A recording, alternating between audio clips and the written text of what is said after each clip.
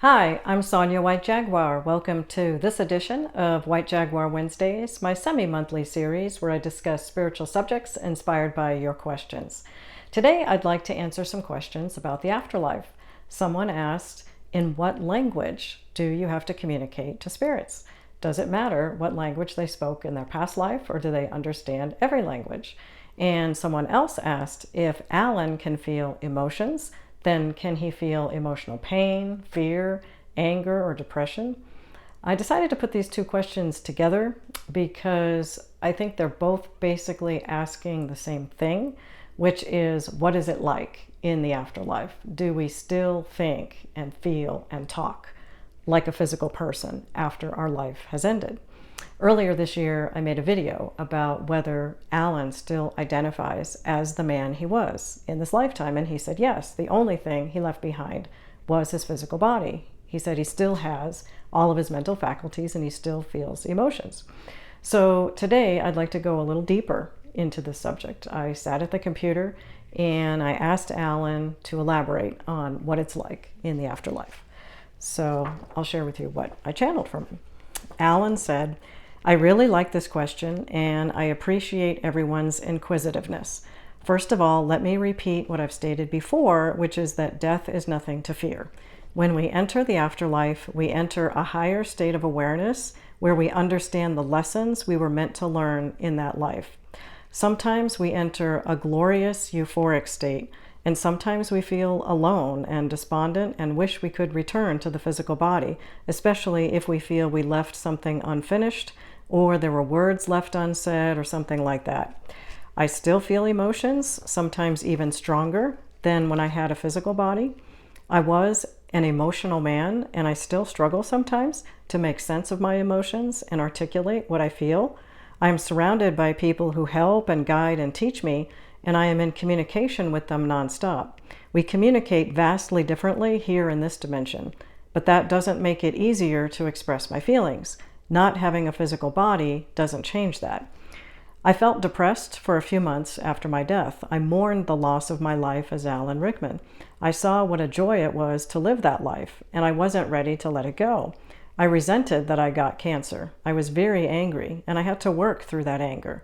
Death did not take away that anger like swiping an eraser across a chalkboard. Then I said to him, you mentioned that you're surrounded by people who are helping you. How do you communicate with them? Do they look and act human? And Alan said, not exactly. It's very difficult to explain, but I will try. We communicate in the world of thought, which has no form that you would recognize in your life on Earth, and yet we recognize each other instantly and know a great deal about each other because our minds are connected and we feel each other's presence deep within. This is a very different experience than what you would typically feel in a physical body. Most people don't experience that deep of a connection in the material world. You communicate using speech and hand gestures and the like, and it can take time to really get to know someone, but that is unnecessary here. You can understand what I'm saying by thinking about the chakra system and the subtle energy body. You understand the 7 chakras and what they each represent. You know how to read the subtle energy body as a healer. Think in those terms. Here in this dimension, we communicate by using our energy body directly. When we interact here, we see everything about each other that each chakra represents. We also see our relationships, who we're working with, and who we have karmic attachments to. With a little effort, we can also see each other's past lives, where we've been and where we're going and what lessons we're working on. It's kind of like holding a piece of paper out in front of you that contains every bit of information about yourself. When you meet another soul, you trade pieces of paper and read each other's information. You could think of it as a download of information. So then I asked Alan, is it accurate to say that in the higher dimension, the soul could be thought of as an information receptacle? And he said, yes, that's highly accurate. And I said, could we call the spirit world and pure consciousness in general an information field?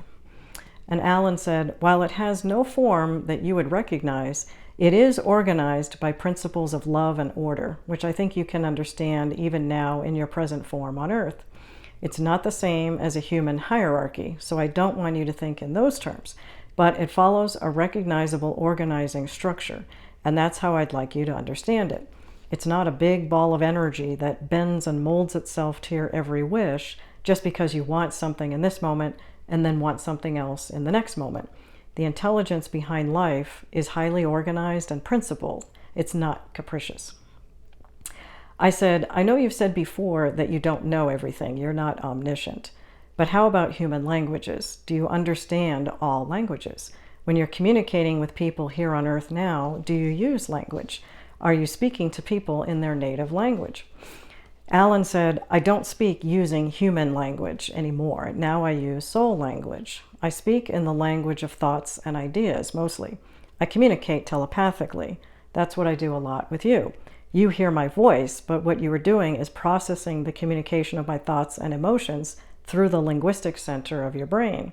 I also communicate through signs and symbols and synchronicities, which have nothing to do with the language people are speaking.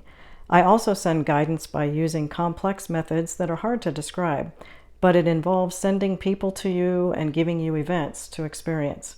While you may not recognize my fingerprint on it, that is a form of communication I use often, and of course that has nothing to do with language. I don't want people to feel they have to communicate with me in a particular way.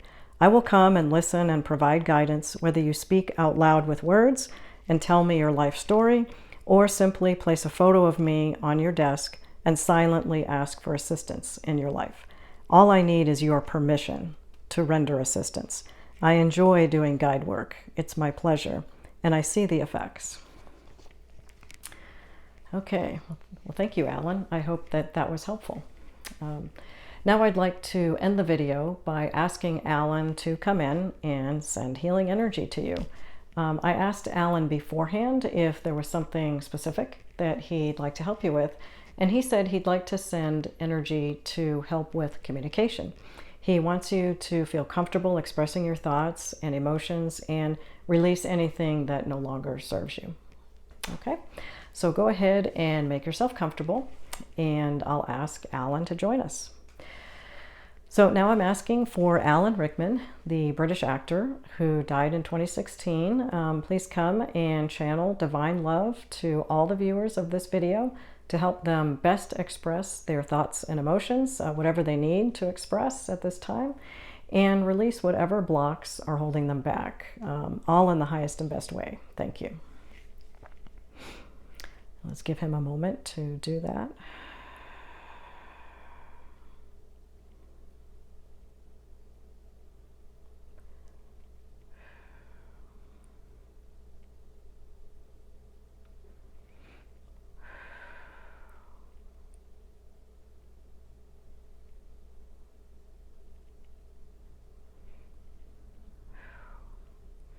Okay, thank you, Alan. Okay, if you have a question that you'd like answered in a future video, feel free to leave a comment below or email me at sonya@sonyawhitejaguar.com. I've got more questions to answer, so subscribe to my channel if you haven't already, and you'll be notified when the next video is posted. You can also sign up for my newsletter. I send out newsletters twice a month. They contain inspirational messages from Alan and exclusive sneak peeks at my books in progress. You'll also receive a free meditation guide. Thanks so much for watching. Next time I'll be answering a question about how spirits use Reiki energy. I'll see you then.